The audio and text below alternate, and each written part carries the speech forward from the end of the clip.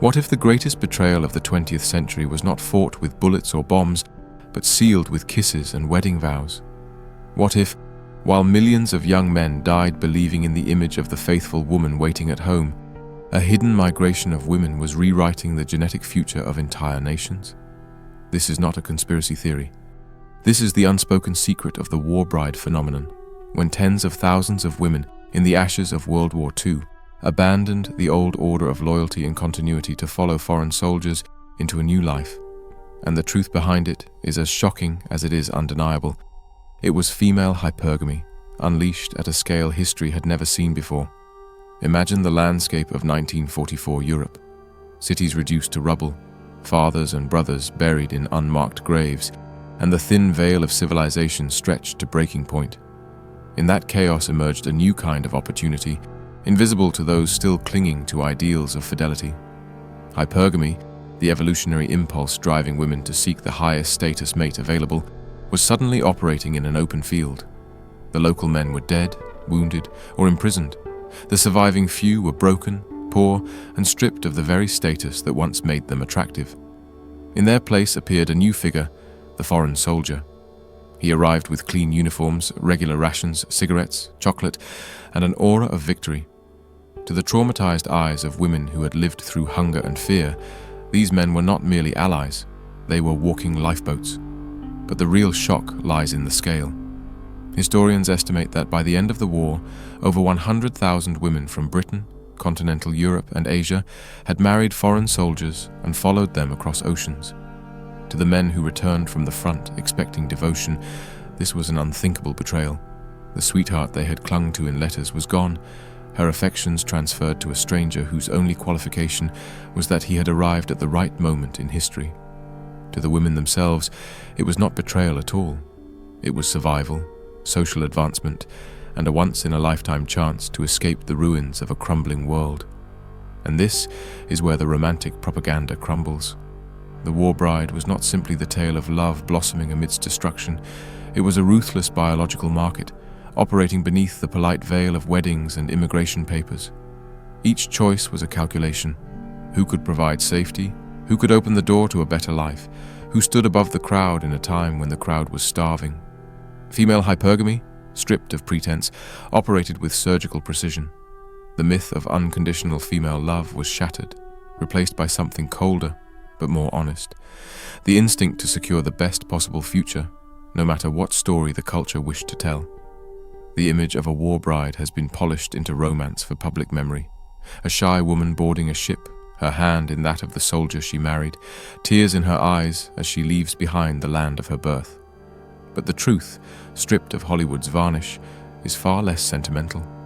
What really happened was the creation of a marketplace unlike anything seen before, where status, security, and survival outweighed old loyalties and small-town promises.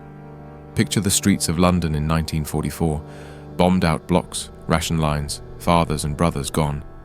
And then suddenly, American GIs appear, young, confident, well-fed, their uniforms crisp, their pockets full of things unimaginable in scarcity, nylon stockings, chewing gum, canned meat. To a woman who had been scraping food from the bottom of a tin, who had slept in air raid shelters while her home burned above her, the GI wasn't just a man. He was an exit. He was proof that another world existed, one untouched by rubble and starvation. He represented mobility, literal ships and planes that could carry her across the ocean into a new life. And this wasn't limited to Britain. Across occupied Europe, in Italy, France, Belgium, even Germany itself, the presence of foreign troops created a sudden upheaval in the sexual and romantic economy. Men who had once been respectable, the shopkeeper, the factory worker, the farmer, were now powerless. Their authority had evaporated in the face of foreign uniforms and foreign paychecks. Women who had grown up expecting to marry within their village suddenly recalculated. Why anchor oneself to a sinking ship when lifeboats walked the streets in khaki and olive drab? This is where hypergamy revealed its brutal efficiency. For thousands of women, the decision was made with chilling clarity. Stay with the man whose prospects had been reduced to rubble, or attached to the man who had chocolate, cigarettes, and the promise of a ticket to America, Canada, or Australia. Love stories were written, but beneath them lay a Darwinian calculus. The war bride phenomenon was not about passion, It was about opportunity cost. Of course, this left men shattered. Soldiers returned home from the front lines expecting a warm embrace and discovered instead that the woman they had imagined waiting faithfully had moved on. Some with neighbors, some with soldiers from other regiments, some with foreigners. Letters filled with devotion turned out to be placeholders, security measures, while the real choices were made face-to-face under blackout curtains or in barracks dances. The mythology of eternal loyalty crumbled when confronted with the fact that scarcity had tilted the balance of desire. And here is the secret no one admits. Governments knew. Military records and declassified files reveal not only the logistics of transporting war brides, but also the moral panic it caused. Officials worried about national reputations, about the appearance of their soldiers stealing the women of allies or enemies alike. Yet they also understood the inevitability. Once status disparities are laid bare, human instincts follow them with ruthless logic. No propaganda, no sermon, no plea for loyalty could outmuscle the primal drive to secure the best possible mate under the worst possible conditions. To grasp the full impact of the war bride phenomenon, you must imagine what it did to the minds of men. These were not just soldiers who risked their lives on foreign soil, they were men raised on the promise that honor, service, and sacrifice would guarantee them loyalty. They clung to the idea that love was a covenant that distance and danger could not break. But when the war ended, many discovered that the covenant had been rewritten without their consent. The photograph tucked into their breast pocket, the letters they carried through mud and blood, had become relics of a story that no longer existed. This was more than heartbreak. It was a cultural earthquake. Communities that had been tightly knit, where marriage within a town or parish was the unquestioned norm, suddenly witnessed women disappearing. Some left in ships bound for New York, Sydney, or Toronto. Others simply shifted allegiance locally, marrying men who had survived with higher rank, better pay, or foreign connections. To the men who returned, the message was devastatingly clear. Their sacrifice had not shielded them from disposability. Their blood had not guaranteed loyalty. The mythology of female devotion, nurtured in propaganda posters and sentimental films, was shattered by the cold arithmetic of hypergamy. And yet, from the women's perspective, this was not cruelty. It was adaptation. It was the refusal to sink with a sinking ship. Consider the psychology of a young woman in war-torn France. Her fiancé was drafted, vanished into the Eastern Front, and likely never returned. Meanwhile, Allied forces swept through her town, their soldiers fed, healthy, laughing even in the midst of destruction. To bond with one of them was not merely attraction. It was anchoring her life to a future that still existed. Her instinct whispered that survival meant aligning with strength, resources, and power. The old loyalties dissolved under the weight of reality. This is the unspoken cruelty of hypergamy. It does not operate on sentiment, but on context. It does not ask whether a man is good or worthy. It measures, almost unconsciously, who has status, who has prospects, who offers the greater probability of survival for her and her children. In peacetime, this instinct may be moderated by norms, by culture, by the gradual pace of courtship. But in the furnace of war, with entire nations collapsing, hypergamy operated with raw, merciless clarity. The war bride was not a dreamer swept away by romance. She was a strategist in a ruined world. The shockwave of this reality extended across generations. For the men who were left behind, bitterness festered. For the women who departed, many struggled in foreign lands, sometimes welcomed, sometimes ostracized. And for the children born of these unions, their very existence became proof of how war had rewritten the rules of desire. The war bride's secret was not just about who married whom, it was about how quickly the supposed foundations of love could be replaced by the imperatives of survival. When the war bride phenomenon exploded, governments faced an uncomfortable dilemma. They could not openly admit what was happening without undermining morale, yet the scale of the migrations made it impossible to ignore. So they did what states have always done when biology collides with ideology. They reframed it, sanitized it, and turned it into propaganda. Instead of acknowledging hypergamy at work, officials wrapped the phenomenon in the language of love and sacrifice, painting it as a noble merging of nations through marriage. In reality, what they were managing was a crisis of perception. For example, Britain faced the uncomfortable reality of tens of thousands of its women leaving with American GIs. Some saw it as a national humiliation, proof that foreign men with rations and swagger could lure away their women while British men fought and died. In response, newspapers were carefully edited, official reports softened, and ceremonies staged to portray these unions as touching stories of devotion against all odds. The truth that many of these women were making calculated choices to secure a better life was never allowed to surface publicly. Meanwhile, in America, Canada, and Australia, governments worried about public backlash to the sudden influx of foreign brides. Military departments issued guides on how to integrate them, even as whispers circulated that many were opportunists, women who had traded loyalty for the allure of a ticket out of ruins. The fear was not unfounded. Records show that in some cases, war brides quickly divorced their soldier husbands after securing citizenship, moving on yet again in pursuit of stability and status. These instances, though not the majority, revealed the blunt logic of hypergamy operating in its rawest form. Even Hollywood played its part. Post-war films depicted romances between soldiers and European women as fairy tales born out of tragedy, carefully obscuring the social tension that simmered underneath. The cultural machine understood something critical. Men could not be told that their sacrifices had been repaid with abandonment. To maintain order, the narrative had to shift. War brides became symbols of unity, not opportunism.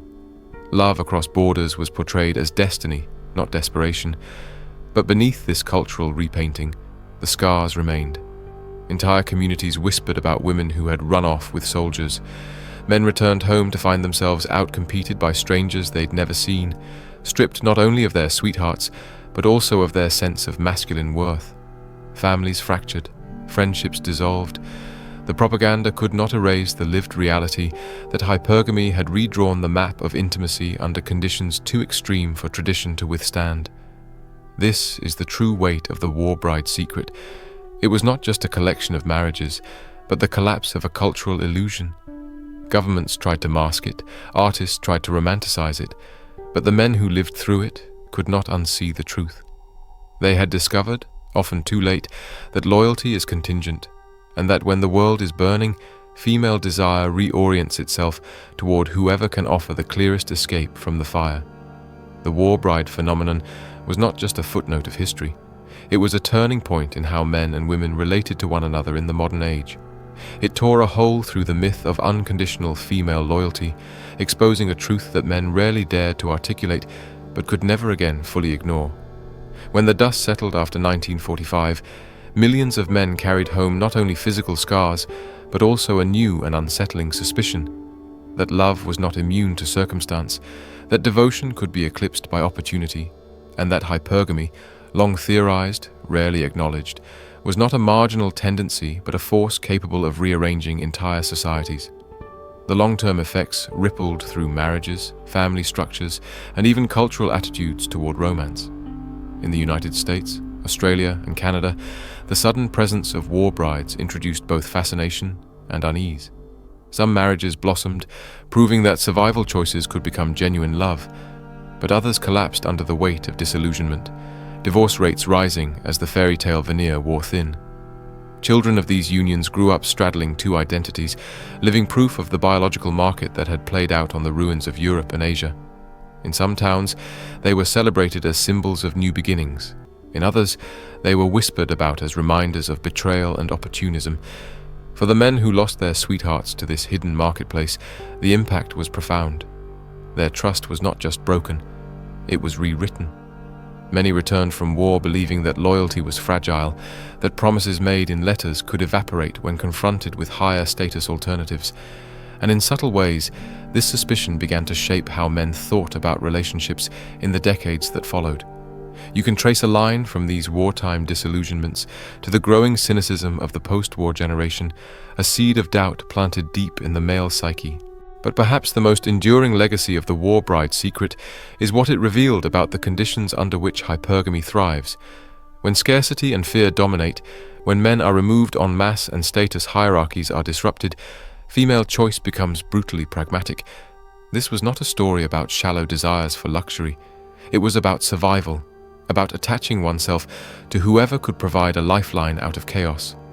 And once women experienced this freedom, the ability to choose outside their village, their class, even their nation, something irreversible shifted. The war accelerated not just women's entry into the workforce, but also their awareness of their own leverage in the mating market. The men who fought believed they were fighting for nations, for families, for the girl back home. What many learned too late was that they were also fighting in a parallel battle they never understood, a biological contest where medals, loyalty, and sacrifice meant less than the cold arithmetic of security and status. The secret of the war bride is not only that women chose differently than expected, it is that the entire narrative of romantic loyalty was, in that moment, revealed to be conditional. And that revelation casts a long shadow even today. For once you see that love can be rewritten by circumstance, once you see that devotion can be redirected by survival instinct, you can never again pretend that loyalty is guaranteed. You realize, painfully, that beneath the stories we tell about romance lies a truth that is neither cruel nor kind, but simply human. Hypergamy is always waiting, silent until the world falls apart, and then undeniable in its power. So what do we take from this hidden chapter of history? Not bitterness, not resignation, but clarity. The war bride phenomenon is not simply about women making choices in extraordinary times. It is about stripping away illusions that men still cling to. It tells us that loyalty, as beautiful as it sounds in poetry and as comforting as it appears in films, is never absolute. It is always bound to context, to resources, to survival. That is not cynicism. That is reality. A reality written in ships filled with brides, in letters never answered, in soldiers staring at empty doorsteps when they returned. For men today, the lesson is sobering but liberating. Stop believing in unconditional devotion. Stop thinking sacrifice alone guarantees loyalty. Women, like men, are wired to adapt, to seek the best future available. In peacetime, it may be disguised by rituals, ceremonies, and culture. In wartime, it is revealed in its naked truth. And if it was revealed once in the crucible of World War II, it can be revealed again in any crisis that strips away stability. But there is power in facing this. Because once a man accepts that loyalty is conditional, he stops wasting his life trying to purchase it with blind devotion. He stops imagining that suffering alone will earn him love. He begins to understand that relationships are built not on promises floating in the air, but on the concrete value he brings, his strength, his vision, his ability to lead a life worth following. The war bride's secret is not a condemnation of women, it is a warning to men. Build yourself into the kind of man who does not beg for loyalty, but commands it through the life he creates. And that is why this truth matters. Not because it is comfortable, but because it frees you. It tears away the illusion of romantic guarantees and leaves you with something sharper, harder, but infinitely more useful. The knowledge that you must never surrender your life, waiting for devotion that may never come. You must forge your own status, your own path, your own power. Because when the world collapses, when scarcity returns, and when instincts resurface, only the man who stands strong will not be left behind. Like, share, subscribe, support the channel link in description below.